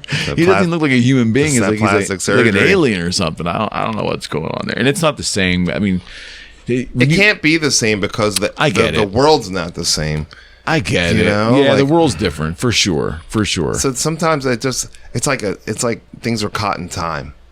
Do you know what I mean? Like, would Bob Marley have the same impact right now? No. Would Hendrix be a thing today? No. I mean, but the things today wouldn't be a thing if it weren't for Hendrix. Oh, 100%. Right? Like 100%. I mean, I just re-upped on a freaking Crybaby pedal because I was like, my old one doesn't work, and I really love how smooth that one is, right? But that's where, I mean, sound design and all that stuff. Like, there's those certain guitar players that kind of pushed it forward. I think Hendrix is one, Santana as well. Mm-hmm. No doubt. Randy, even with the bad recordings, he pushed guitar forward. I think Eddie did. I think Yngwie did in a very small place. Narrow. Yeah, very narrow, but still brought some of those elements that trickled off into other genres. For sure. You know what I mean? For sure. At least a technical proficiency at the very least. I would say that. But Page did to a degree too. He did, yeah. Well, but also like the changing of tone, the changing of like, and it's weird, but as much as Dime wasn't tubed out, he changed the game in tone. There's no you can't argue. Yeah. Vulgar Sway of Power. No, guitars didn't sound like that then. No, you can't. But then everybody kind of tried to sound like that. Even Kiss tried to sound like that. Remember that? Like, I was like, this Carnival of Souls album. I was like, what is this video looking like? Mouth of War. It kind of did, yeah. That I was like, what are they trying to do? That's not Kiss. Yeah, that's when you knew like the 90s. Toby Wright produced that, I think, right? Yeah, like that's when like the 90s got kind of weird for rock and metal, and then it was like this weird, ambiguous. Not it's like when Anthrax had what's his name from what's his name John something. That song comes on. I have a Metallica playlist. I'll play at the gym. That song will come on. I'm like, it's not a bad song at all. Just you're like talking about John Bush. Yeah, that one album. Yeah. Well, they had a song called "Only." That's the song I'm talking about. That's one of the greatest songs in rock and roll history. Right? Oh my god, such a good song, right? Oh my god, but that was a weird time for like music, right? Like there was a lot of stuff coming out, and I was gobbling it all up. Yeah, but I'm like, I didn't know where I was going to land. So that picture that you mentioned, that's Scott Ian of Anthrax and me standing with that Dime guitar. That's after Dime passed, and we gave Scott at Southern Cross. That is in the House of Blues in Chicago, and that's when they brought the original singer back. That would have been March of 05. Wow. Yeah, so that was right there in that transition. Belladonna. Yes, so Joey had come back, and you're talking about the song with the album right before that, 80, which would have been 2003 or 4 or something like that, or 2002, 2003. Well, no, that's the 90s. It was? Yeah. I didn't know that. Yeah, it's like 93. Well, how long was Bush with them then? Maybe 2 records. Sound the White Noise was like 92, 93. Wow. That was that really weird time for metal. So they broken up? Because I thought Belladonna made like a reunion. He did, but it was post. It was after that. Okay. Yeah, I'm getting the Anthrax history all screwed up here. My fault. But it's all good. Yeah, that song Only is something, great man. Song. Yeah. And like the guitar tones, but those tones, aren't they really modern sounding for Anthrax, right? They are. That's a good point. Nobody knew where to go almost because Metallica confused the metal community so much, Even Megadeth's records were kind of like that. All over the place. And their production got better as time went on, Yeah, too. it did. I mean, they did that one album I think the 99 Euthanasia? the one in the 99 was real popish, I thought. Yeah. If you can say a Megadeth record's popish. But Crush 'Em was a song. Yeah. They were using it on some kind of wrestling event or something. Yeah, you had to watch the wrestling event to see Megadeth. I was just like, what's happening? I mean, Yeah. But Bush added a new dimension to Anthrax because he added another guitar there. Yeah. You see. And it also changed his songwriting because of his voice. You know, it's kind of like, even though Van Halen still musically kind of sounds like Van Halen, if you listen to what, like, Sammy Hagar like brought to it. Mm-hmm. I know there's like the whole like which side are you on? I'm kind of on both. Because, I am too. You know, because there's songs I'm like, 5150 slams. I don't care what you say. How can you say it doesn't? And those songs were huge. Yeah. I mean, those songs were those were bigger songs than the Dave era, and I don't think people know that because of just sort of the lore. They were more polished, and they were. I think some of those songs were kind of like built for radio, though. Yeah. Oh, they were complete radio. I'm not sure that the early Van Halen songs were really built for radio. No, that was just a rock band that was killing. Yeah, you know what I mean. Caught on. Yeah, but like those songs were radio songs. Those songs sounded great right next to Peter Gabriel and Janet Jackson. And Madonna, Phil Collins, and it didn't seem out of place. Hall & Oates, yeah, like because all those Whitney Houston, all those groups were killing at that time. Yeah. But what did all those have in common though? A lot of processing, a lot of synthesizer, you know, song structure. Yes, the arrangements. Yes, you can. There's what song is it? There's a Bon Jovi song, and there's like this one part in it that I'm like, good God, it's that other song all the way, and it like drives me crazy in a good way because I'm like, does anyone hear that? But you know, people are they're producing each other. They're, they're using the same producer. Absolutely. They're in the same studio. Like a lot of that blends over, and there's like, you know, silent writers and all that stuff. And what's that one writer, Diane Warren? Oh, she wrote how many ballads has she written for all these metal bands over the years? Everything. I mean, she's the star. Yeah, you know, I like her career. Yeah, I like that kind of behind the scenes, but like still doing stuff thing. I like that approach. Yeah, she's got a lot of gold records hanging in her little for den. like 40 years plus. What? Just never really created the spotlight. Yeah, maybe that's not where it's all at anyway. You know. Yeah, and I guess that Bernie Taupin, I guess with Elton, co-wrote most of that stuff. Yeah, they were like he just stays in the background. Yeah, and collects checks. I'm not mad at that. I'm not either.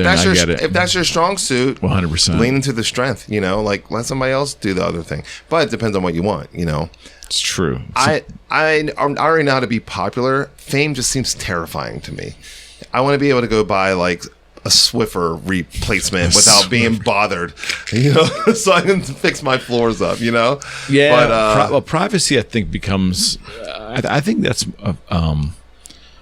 a more. I won't say a human component, but I think it's a component of aging. I think the older you become, privacy is valued a little more. When you're younger, you don't mind like getting attention. When you get older, because you want it, you need it, and you're experiencing it in a different way. Unless you're Kiss, and you still want that attention when you're 72. I guess. I didn't get a lot of attention when I was younger, so I went through a little phase where like just being out in the world, but it was more through bartending than it was music. Right. I'm completely separate from like the way that I promote. Like the best time I've been having is sitting on my back porch. I like totally invested in like Lowe's, Wayfair, and like Home Depot, and like hooked my backyard up so it could be this quiet little oasis. I get it. Tucked away. I get it, man. So that I can have decompression time. I can listen to music. You need I can that. play guitar. I do to reset because my output's high. Yeah. Socially, you know what I mean? Like, absolutely. I can't you're just on go all out the time. Yeah, I thought it was bad before. It's actually worse now. Yeah, but because I don't know how people know me. So then when people come up, like before, it's like, "Oh, you work at Harris Grill," you know. Now it's like from all over the place, and I'm like always like, "Oh shoot!" And we're just gonna make him more famous though. Whatever it takes. Did you have a good time, buddy? I had a great time. This was awesome. You come back and see me again? Yeah, man. I'd like to have you on a regular basis. Hey, let me know if you're game. You know, I can talk shop. Like I'm all about it. We just scratched the surface tonight, pal. I was like, I could tell. Jeez. How can they reach you? Byron Nash, the ways. ByronNash.com. It's a cool website. Byron Nash Music. So the ByronNash.com. So weird thing happened. I had someone design a website, and then they moved away, and then I was like, hey, I just want to take this site down. They never replied. And so the Byron Nash site I've been going to is like... Yeah. Because there's what no am I dates missing? on it. Yeah, there wasn't, but there was other cool shit in there. Yeah, it was still cool. But that's not the real one. Yeah. Well, Byron no. Nash Music. ByronNashMusic.com. And then the band is Nashville. Yes. But it's NAS. Hold on. NASH.V.ILL. Yeah. Because we're like a village. There you go. But then my name's in it as well. I was like, Smart. Yeah. And then I play Flying V's. Yes, you do. Yes, you do. Yeah, the band's Nashville. I play a lot of duo shows.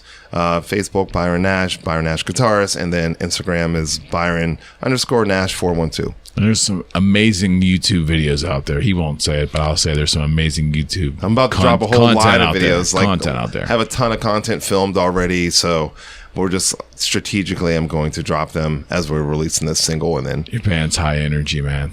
thanks. Your singer's fantastic. She's so awesome. She's unbelievable. Yeah. I mean, there's high energy. Sometimes I'll look over, I'm like, "Oh, you headbanging us, Steve?" Oh, she's getting into it. I know, she throws down, and people just love her.